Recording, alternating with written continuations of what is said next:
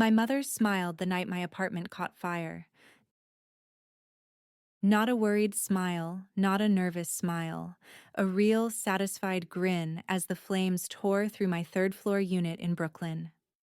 I was standing on the sidewalk, still coughing from the smoke, when my family pulled up like they were arriving at a concert. I am Jessica Morgan.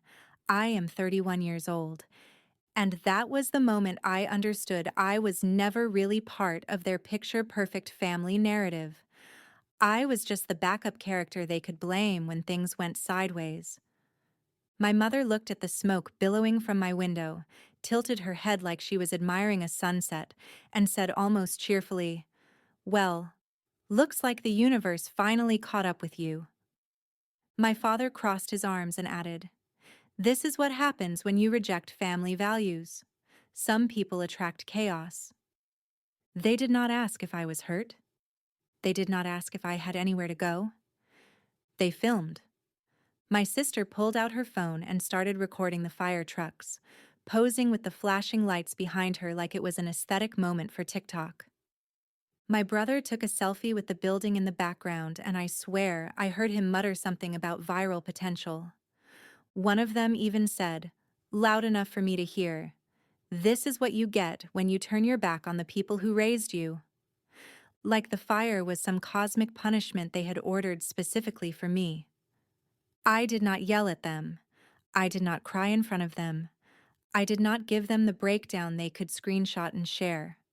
I just watched my mother angle her phone to get the best shot of my burning home, memorized the sound of my brother laughing over the sirens, then turned around, called an Uber, and left them standing there with their content. 18 months later, I walked back into their lives without matches, without gasoline, without touching a single thing, and still managed to watch their carefully constructed empire crumble without me there to hold it together. If you want to know how the family scapegoat became the only person who could have saved them, and why I chose not to, stay with me until the end. I grew up in the Morgan family, where everything was a performance, and someone was always auditioning for an invisible audience even when the cameras were off. My mother, Victoria, built an entire lifestyle brand around being the ultimate modern mom. Perfect breakfast spreads, color-coordinated family outfits, Sunday dinners that looked like magazine covers. She had 340,000 followers who believed our family never fought, never struggled, never had a bad hair day. My father, Richard, owned a struggling consulting firm, but talked about it like he was running a Fortune 500 company.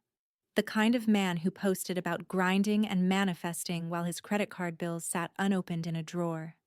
My older sister, Amanda, was obsessed with appearances, event planning, Instagram aesthetics, posting inspirational quotes about authentic living while everything in her life was staged. My younger brother, Marcus, was always chasing shortcuts. Day trading, drop shipping, cryptocurrency, NFTs, whatever promised quick money with minimal effort. Always one breakthrough away from being rich. Always one bad decision away from being broke. In their version of reality, they were all protagonists. I was the supporting character who made sure the numbers worked.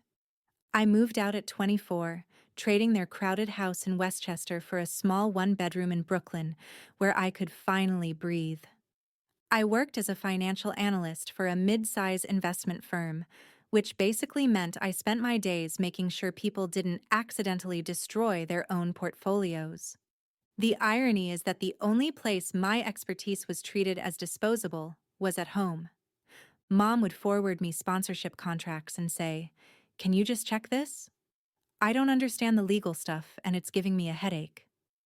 Dad would hand me a shoebox full of receipts and mutter, "Just tell me what I can write off. You know this stuff." Amanda would shove her laptop at me with some event budget open and whine, "The numbers don't make sense. Can you fix it so it looks good but not scary?"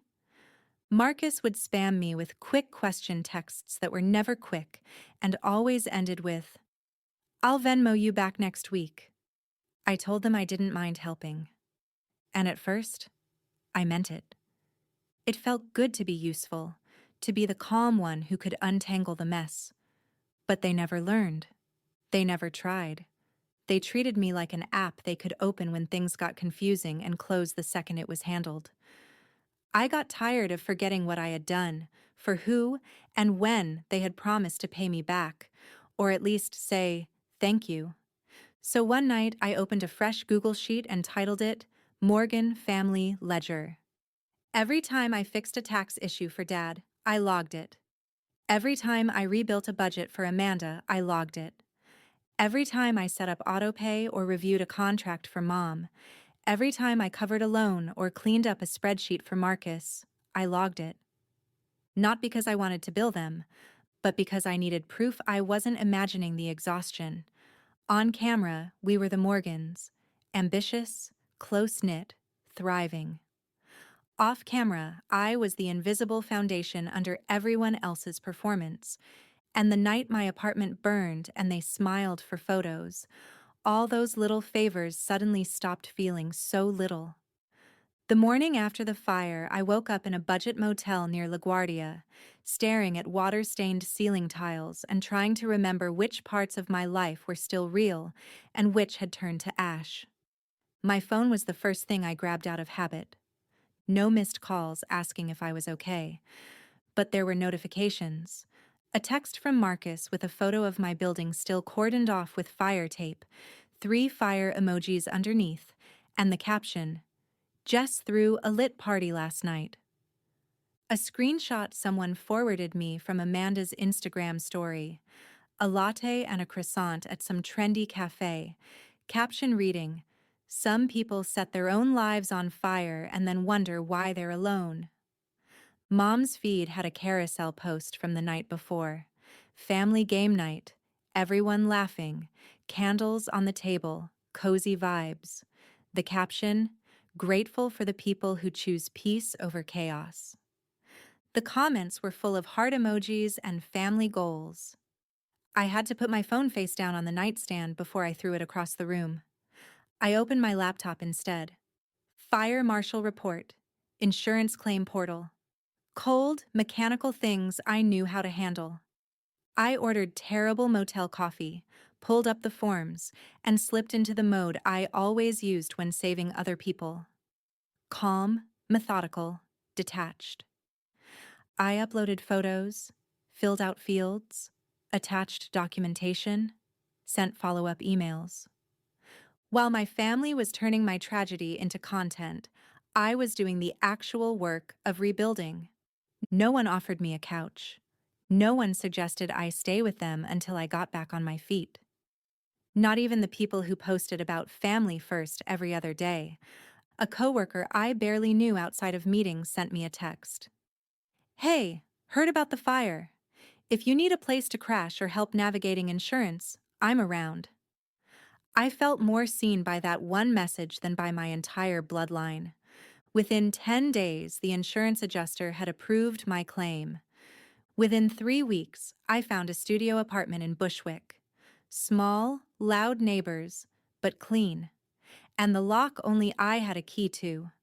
On my first night there, surrounded by borrowed furniture and boxes that still smelled like smoke, I opened my laptop and pulled up the Morgan Family Ledger. I scrolled past years of entries. Tax returns filed for Dad. Budgets fixed for Amanda. Contracts reviewed for Mom. Loans tracked for Marcus. Underneath all of it, I added a new section and titled it, The Fire. I documented everything like a case file, date, time, what was lost, what was said. Mom, looks like the universe finally caught up with you. Dad, this is what happens when you reject family values. Family, laughed, took photos, left. Notes, no one offered help. Rebuilt alone. Then I sat back and stared at the screen, feeling something shift in my chest. If I listed everything I had done for them over the years, and everything they had done for me, the balance wasn't just uneven, it was upside down. They called me chaotic, the problem child, the one who attracted disasters. but without me quietly managing their finances, their schedules, their crises, their version of perfect would collapse in weeks. That realization didn't feel like revenge yet. It felt like a seed. A question growing quietly in the back of my mind. If they could stand there and smile while my life burned, why was I still making sure theirs didn't? A few months after the fire, my life looked normal again on the surface. I had my studio in Bushwick, a routine, a stack of client portfolios at work that had nothing to do with my family, but they didn't stay quiet for long. One night, the family group chat lit up with a meme. Marcus dropped in a picture of a dumpster fire with sparklers photoshopped around it. Caption: Jessica's housewarming party 2.0. Amanda replied with crying, laughing emojis and wrote, "Be careful, she might burn the Wi-Fi next." My mom sent back, "Don't be mean to your sister." Then immediately followed with, "Just don't post that publicly." Like the only problem was the risk of being screenshot. On my birthday, Amanda texted in the group chat, "Happy birthday, Jess. No candles this year though, right?" With a cake emoji and explosion gif. No one asked how my new place was. No one asked if I wanted to meet for dinner. They were treating what happened to me like a running joke they could pull out whenever a conversation needed a punchline. At the same time, they still leaned on me like nothing had changed. Dad forwarded an email from his CPA with the subject line, URGENT, missing documents, and wrote, "Can you make sense of this? I've got client meetings all week and can't deal with IRS nonsense." Amanda messaged me privately with an event budget spreadsheet attached. "This venue coordinator is useless. Can you clean this up before I send it to the client? I'll owe you one." Marcus sent me a screenshot of his Robinhood account and his credit card balance. "If I sell this stock now and pay off this card, will I still have enough to restock inventory next month?" Mom called one afternoon, voice sweet. "I got this letter from my insurance about some lab work. Can you log in and just handle it? Those portals are so confusing." It was like the fire never happened in their world. I was still the family's calculator, scheduler, and crisis hotline. The only thing that felt different was me. I started noticing the pattern every single time they reached for me. They never said please, never said thank you, never asked if I had time. It was assumed, expected, obligatory. One Saturday, I ran into my mother at Trader Joe's. She had a cart full of organic produce and her phone out, filming herself talking about self-care Saturdays. When she saw me, she brightened like I was a prop in her content. "Jessica, you should come by for Sunday brunch," she said. "It's been forever. People keep asking why you're never in the posts anymore." I told her I was busy. Her smile faltered. "You're missing out on family memories," she said softly, like my absence was the issue. Not the way they'd stood by my burning building and smiled. Later that week, Amanda's fiancé, Tyler, messaged me privately. "Hey, I know they joke around a lot," he wrote. "And yeah, maybe they went too far the night of the fire. I'm not defending that. But Amanda really needs your help with this client budget. She's overwhelmed." I stared at that message for a long time, feeling that old pull between wanting to help and wanting to protect myself. I did send Amanda a few quick fixes on her spreadsheet. Then I logged the time in my Morgan family ledger with a new tag, "After Fire." The more I scrolled through that page, the more it looked like a mirror held up to our entire dynamic. They called me chaotic. But I was the one keeping their bills straight, their events on budget, their insurance organized, their side hustles from imploding. And now they were using my worst night as a meme while still expecting me to save them from every tedious detail they didn't want to handle. The joke was starting to sound less funny, at least to me. To them, I was still the punchline, and the safety net rolled into one. Around the 18-month mark after the fire, I realized my life had split into two timelines. Before the fire, when I still believed my family would show up for me the way I always showed up for them. After the fire, when I had visual proof of them posing in front of my burning building like it was a backdrop, that anniversary crept up in a way I didn't expect. I wasn't planning to mark it, just trying to get through another week of spreadsheets and takeout in my studio. Then Amanda posted something on Instagram that hit me like a slap. A photo of her and Marcus at a rooftop bar in Manhattan, city skyline glowing behind them. Caption: 18 months since we released toxic energy and started living authentically. Some bridges are meant to burn. Marcus commented with a flame emoji. Mom commented, "So proud of our growth journey." Dad dropped a thumbs up. No one said my name. But they didn't have to. I was the bridge. I was the toxic energy. They burned my life down, literally and metaphorically, and somehow spun it into a self-improvement narrative.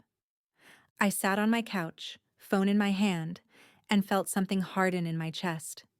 It wasn't fresh hurt anymore. It was clarity. I opened my laptop, went to Google Sheets, and clicked on Morgan Family Ledger. The page loaded, years of entries stretching back. At the top, Dad's taxes, Mom's contracts, Amanda's budgets, Marcus's loans. Underneath, the fire, added months ago, but I hadn't really looked at the whole picture since. That night, I did. I filtered by each name. For Dad, dozens of entries. Set up expense tracking for consulting firm. Filed quarterly taxes. Fixed misclassified income. Cleaned up unpaid invoices. Sent reminders for deadlines. Every single one was work he would have paid a professional $200 per hour for. But he tossed it to me with a shrug and, "You're good with numbers, right?" For Mom, insurance portals managed, lab appointments rescheduled, billing disputes resolved, brand contracts reviewed. I remembered her saying, "Just make sure it's not a scam. I don't have time to read legal jargon," while posting about taking charge of your life in the same breath.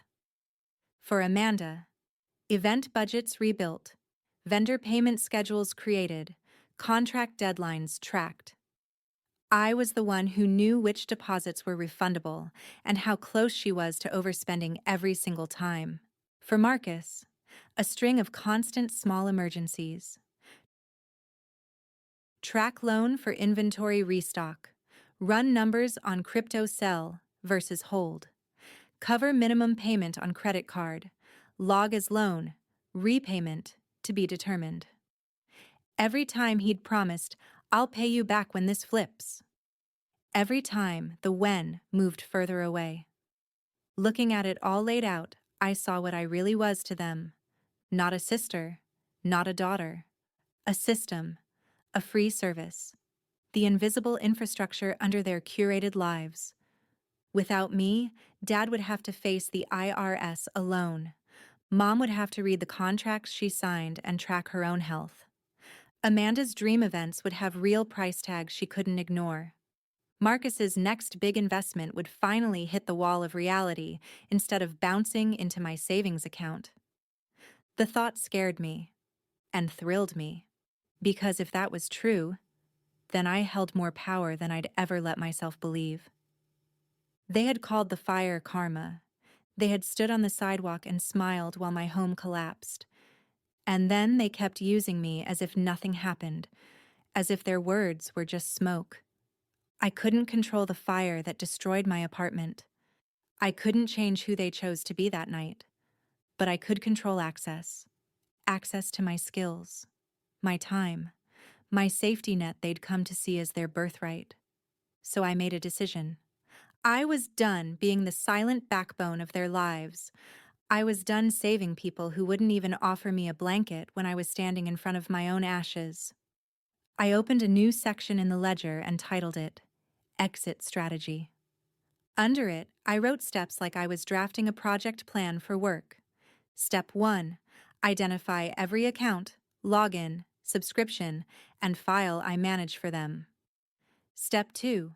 Transfer ownership back with proper notice and documentation. Step 3. Remove my access completely. Step 4. Stop giving loans, period. Step 5. Stop fixing problems no one thanks me for fixing. It wasn't about sabotage. I wouldn't add errors, wouldn't delete files. I would document, hand it back, and walk away. They wanted to believe the universe had punished me for walking away from family. Fine. Let them see what actually happens when I walk away for real. They talked about karma like it was a fire that only burned people they didn't like. What they forgot. You can't stack your whole life on top of someone else and act surprised when it collapses the second they step out from under it. I didn't start by blowing anything up. I started with a message in the family group chat that looked almost boring. Hey everyone, I need you to know I'll be stepping back from managing any of your finances, paperwork, or accounts. Over the next few weeks, I'm going to transfer everything back to you and remove my access. I won't be available to fix tax issues, budgets, loans, or portal logins anymore. You'll have everything you need. After that, you're on your own. I watched the typing bubbles appear and disappear. Marcus was first. LOL, what? You mad or something? Amanda followed. Is this about a meme? Seriously, Jess. Mom sent, we should talk about this in person. Don't make big decisions over text. Dad stayed quiet for a while, then finally wrote, do what you need to do, but remember, family is supposed to be there for each other. I almost laughed at that one. I didn't argue, didn't explain. I just replied, this is me not being there in that way anymore. Then I put my phone down and got to work. The next day, I logged into Dad's accounting software. I exported every report, reconciled what I could, created a summary document, what was due, when, who to pay, which forms went to the IRS. I attached it all in an email with clear subject lines and step-by-step instructions a stranger could follow. Then I went into settings, changed the admin email from mine to his, removed my access, and logged out. A few hours later, my phone buzzed. Why did I just get an email about logging into this account? Because it's yours now, I replied. Everything's current as of today. After this, you manage it or hire someone. He sent back, you're overreacting. Like that was an argument that could change login credentials. With Mom, it was messier, but not complicated. I had every one of her medical portals saved, every password memorized. I went through and printed a list. Upcoming appointments, outstanding bills, instructions to reset her own password. I emailed it all with, here's everything you need to manage your health accounts. I'm removing my login. Then I turned off every reminder on my phone that said Mom, lab work, or Mom, follow up. When she called that evening, her voice was tight. Why are you doing this now? You know I hate dealing with that stuff. I kept my tone even. Because it's your health, Mom. You should be in charge of it. You talk about empowerment all the time. This is part of that. There was a pause, then a frustrated sigh. You're being dramatic over an apartment that was insured, she snapped. I almost reminded her of the words she chose that night, but I stopped myself. You don't convince people like that with memories. You just step away. Amanda took it the hardest. Her entire business existed as contracts, invoices, and spreadsheets I had touched. I opened her client budget file one last time, cleaned it up, added notes about what was paid, what was pending, what dates couldn't be missed. I forwarded all vendor email chains back to her with, you'll want to keep these organized. I'm taking myself off the threads after this. Then I removed my email from the shared docs and vendor contact lists. 10 minutes later, my phone rang. Amanda's name flashing. I let it go to voicemail. Jessica, what are you doing? Her voice was high and tight. You can't just drop everything. The venue needs final numbers. The florist is waiting on payment confirmation. I don't understand any of this. You know that. You're literally sabotaging my business right now. Call me back. I didn't. I logged into the last category, Marcus's chaos. I pulled up the spreadsheet where I'd tracked every dollar I'd floated him, every short-term loan that turned into a long-term joke. The total made my stomach twist. I exported it, saved it, then typed one simple text. I'm not sending any more money. Ever. Attached is what you already owe me. I'm not chasing you for it. I'm just done adding to it.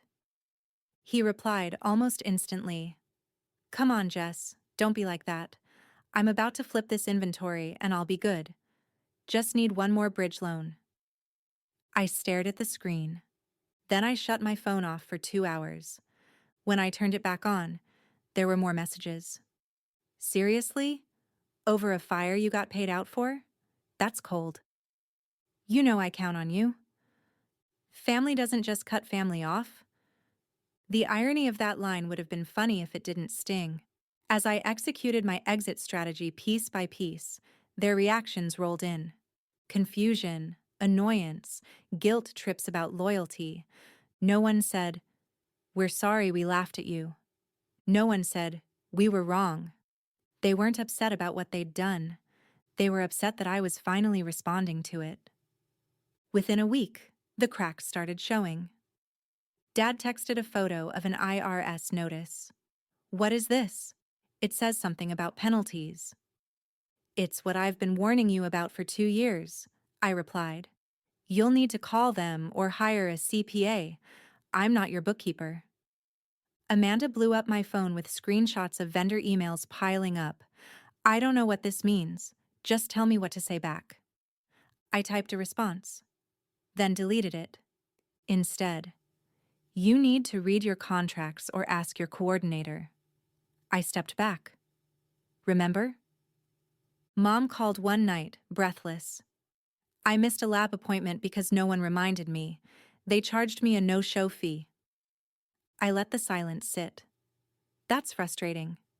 You might want to put it in your phone calendar. Everyone forgets sometimes. As for Marcus, his messages shifted from charm to anger. Thanks. Now I can't restock. You're screwing me over. But the truth was, he'd been screwing himself over for years. I just stopped cushioning the fall. I didn't post about any of it. Didn't subtweet. Didn't make vague Instagram stories. I just came home, made dinner, and updated my Morgan family ledger one final time. Under exit strategy, I checked off each completed step. Next to the final box, I typed, all responsibilities returned. Then I added a note under the fire. 18 months later, the only thing I burned was access. It felt like closing a loop I hadn't realized was still open. They had once stood in front of my apartment building and watched my life turn to ash like it was entertainment. Now they were standing in the middle of their own slow, invisible fire, lit by years of laziness and entitlement. And the one person who knew exactly how to put it out was no longer answering their calls. The calls didn't slow down once I stepped back. They multiplied. At first, it was small things. Dad forwarding another IRS notice. This looks bad. Can you just walk me through it over the phone? When I replied, I told you I'm not handling this. You need a CPA. He called instead. I let it ring. He left a voicemail about how after everything he'd done for me, I could at least pick up and explain a few numbers. He never once mentioned the night of the fire. Amanda's messages shifted from demanding to panicked. The venue says if I don't pay the balance by Friday, I lose the deposit. The photographer wants a second payment, and I thought that was already covered. These contracts don't make sense. This is literally what you do. Why are you abandoning me? I stared at the word abandoning for a long time. Almost funny. The person they'd abandoned on a sidewalk in front of a burning building was now being accused of leaving them behind. Mom's tone changed too. The influencer voice got replaced with something raw when she called late one night, and I accidentally answered before checking the name. Jessica, she said, and there wasn't a camera anywhere near her. I missed another appointment. I double-booked a brand call and a specialist follow-up. The doctor's office charged me a cancellation fee. The insurance portal is a mess. I can't keep track of this. I took a breath. You can. You'll have to. She went quiet. Then her voice sharpened. This is ridiculous. You're punishing us because your apartment burned and you got an insurance check. You're holding a grudge. I felt something click into place. No, I said quietly. I'm responding to how you treated me when my life was on fire. There's a difference. I hung up before she could turn it into a speech about forgiveness for her followers. Marcus was the one who snapped first. He showed up outside my office building one afternoon, stepping in front of me as I walked out with my coffee. You're really not going to help me? He said, eyes wide like he still couldn't believe I meant it. I've got inventory sitting in my apartment and no cash to flip it. If I don't sell soon, I'm done. You know that. I shifted my cup to one hand. You were done the day you decided my bank account was part of your business model. I'm not your investor. I'm your sister. He scoffed. Sisters help each other. You're acting brand new because you had a rough month. I thought about the smoke, the hotel ceiling, the ledger full of times I'd saved him from his own choices. I didn't have a rough month, Marcus, I said. I had a fire, and a family who treated it like content. This isn't new. This is me finally catching up to reality. His jaw tightened. You're going to regret this when nobody's there for you. The irony sat heavy between us. Weeks turned into months. The consequences of my exit strategy started stacking up on their side. Dad lost a major client after missing a licensing renewal he'd always counted on me to flag. Mom posted less often, then started alluding vaguely to health challenges and stress, carefully avoiding the fact that half the stress came from late fees and missed appointments she used to hand off to me. Amanda's business quietly downsized. The big corporate events became small private parties. Pivoting to intimate experiences, her bio said. I knew enough about her budget to recognize the spin. There were vendors she could no longer afford because she'd ignored deposit schedules. She sent me one last message the week she scaled down. You win. My business is falling apart. I hope you're happy. I typed and deleted 3 responses. Then finally, I don't win because your business is smaller, Amanda. I win because I stopped letting you treat me like a tool instead of a person.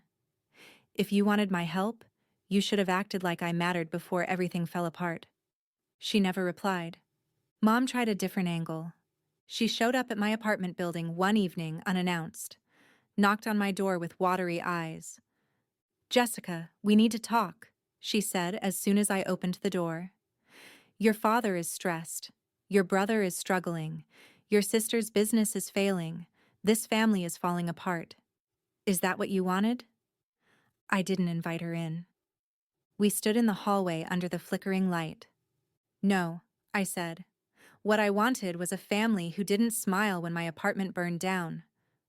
Her face hardened. We handled that badly, she said quickly, like swatting a fly. But holding on to one night for this long, letting it destroy everything, that's on you. You're choosing to let bitterness burn this family to the ground. I felt anger rise, hot and sharp, but also something steadier behind it. You call it bitterness, I said. I call it boundaries. I didn't set the fire at my building. I didn't make you pose in front of it. I didn't post quotes about releasing toxic energy a year later. That was you. All I did was step out of a role I never agreed to. Your unpaid accountant, therapist, assistant, and scapegoat. She blinked, caught off guard by the word. Scapegoat? Yeah, I said. Every time something went wrong, it was my fault for moving out, for saying no, for not playing along with the perfect family story. When the universe handed you a fire, you decided it was proof I was cursed. Not a wake-up call about how you treat people. I'm not carrying that for you anymore. For a second, I thought she might actually apologize. I saw something crack in her expression, but then she straightened her shoulders like she was in front of a camera again. Someday, you'll regret pushing us away, she said. Family is all you have in the end. I looked at her and realized that might be true for some people. But it wasn't true for me. Family wasn't all I had. I had a job I was good at. Friends who checked in without needing a crisis to feel close. A small apartment that was mine, with a lock they didn't control. I had my own name, my own life, my own balance sheet, finally separated from theirs. In the end, I said calmly, all you really have is the way you treated the people who trusted you. That's what comes back. I closed the door gently, not slammed, and leaned against it for a moment, feeling my heart pound. That was the last big confrontation. After that, the noise died down. Texts came less often. Calls eventually stopped. Birthdays passed with no messages either way. On social media, the Morgans rebranded without me. Smaller dinners, embracing imperfect seasons. Learning to navigate challenges as a team. Growth looks different than we expected.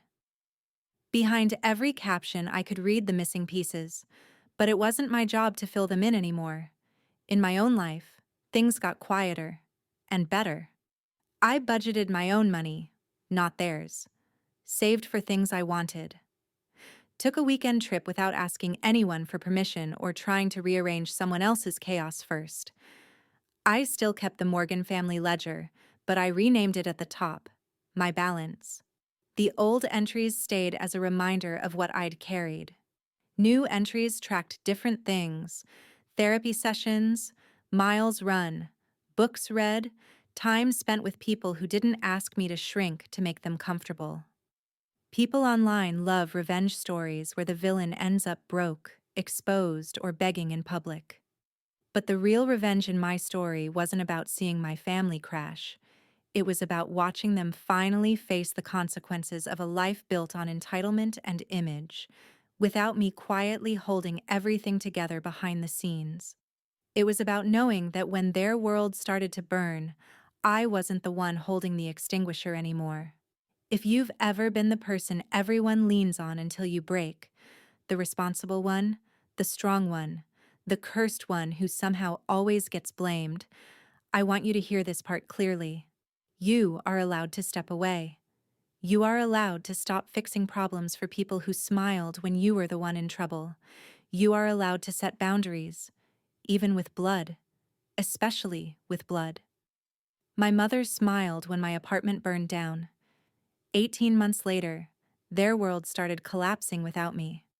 Not because I set it on fire, but because I stopped putting out flames I didn't start. That's what karma really looked like in my life. Not the universe punishing me for walking away from family, but the universe finally letting them feel what it's like to live without the person they took for granted. And for the first time, I wasn't standing in the smoke. I was watching it from a safe distance, breathing clean air, finally free.